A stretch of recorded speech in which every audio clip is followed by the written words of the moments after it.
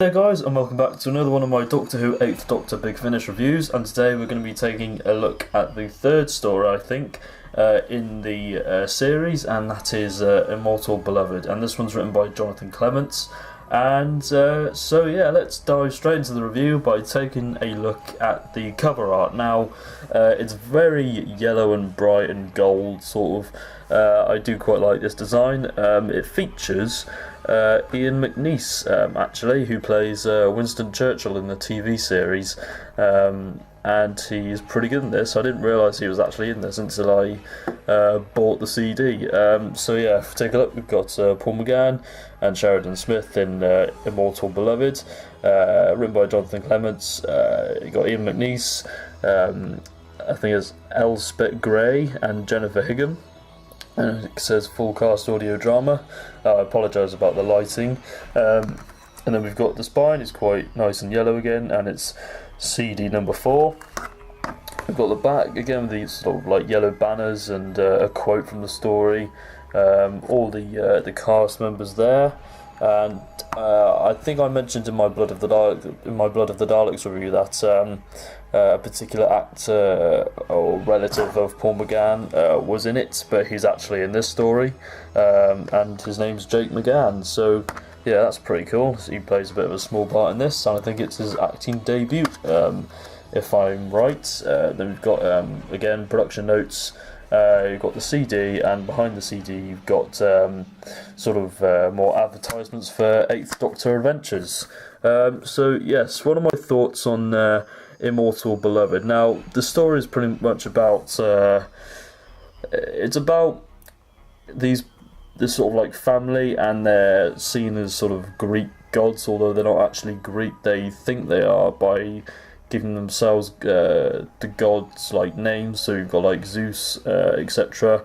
I can't remember some of the other names because for me personally, the story did get a bit confusing because I think a story like this would have worked quite well on TV, but one of the problems that I had with this story is that I did find it a little bit boring in parts. I might have said that in my collection video of my CDs, which was the previous video, but I think it had some good ideas in there, had some nice moments. You see these gods trying to in a way clone themselves, but I think it's basically them putting their minds in other bodies, like other people's bodies. So like it does get very confusing. Thankfully it's only like an hour long, so it's not like a 4-part cloggy story where you've got to drag through it. But it does get quite slow though. It takes a while for the plot to actually kick in, I think, personally. However, I think the performances are great. I think Paul McGann and Sheridan Smith are once again brilliant. I can't wait to listen to more of their stories, like I said before. As for Ian McNeice's character, he gets a bit sort of up himself towards the end of the story, and he tries to take control, and it becomes a bit sinister. I won't reveal what happens to him, but there's a slight turn of events, and yeah, I'm not sure.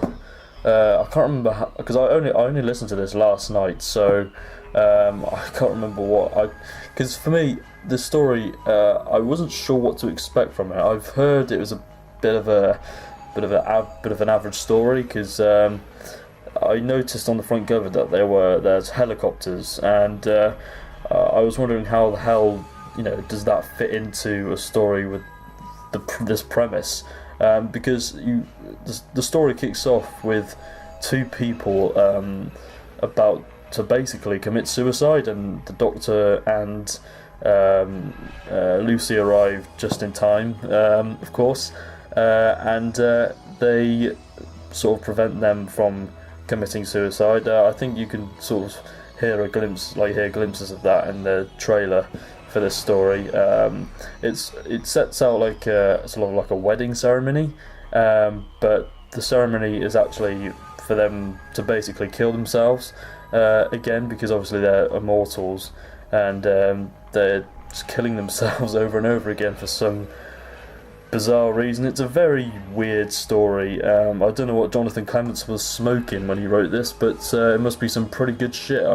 I would like to try some, because this story's just incredibly bizarre and weird and outlandish. I'd say it's probably the weakest story that I've listened to so far. I mean, I've only listened to 3, of course, those being Blood of the Daleks, Horror of Glam Rock, and this story. It was just really bizarre and a little bit boring, I thought. I'd say it's a bit of a runaround story. You know, it's just, I think this story is a bit of a filler, but that's just me. I mean, if you've heard the story, if you like the story, then you know everyone's got their own opinion. But in my eyes, I think this story is a bit I would say it's crap, because there's some interesting ideas, but it's just not one that I'm in a hurry to go back and listen to. Really, I don't think. But that's still not going to stop me buying the 8th Doctor Adventures. I should say I've actually ordered Phobos, which I believe is the next story, No More Lies, and Human Resources Part 1 and 2. I've actually asked those for my birthday, so once they arrive, that means I will have completed the first season of the 8th Doctor Adventures. So that's going to be really exciting, and I'm going to do like a little review of the entire series as a whole, sort of thing. So stay tuned for that. So now I'm going to give my sort of rating for the story, and I'll probably give it I don't know, maybe a 5 out of 10. It's just average. It's a bit meh. Like I said, a bit boring. I wouldn't really recommend it, but if you want to check it out, if you're a completionist like me, then yeah, I guess buy it for that reason. But other than that, I think that pretty much concludes my review. So thank you very much for watching, and my next finished review will be, of course, Phobos, but I think that'll probably be next weekend. So yeah, stay tuned for that. So thank you very much for watching, and I shall see you soon.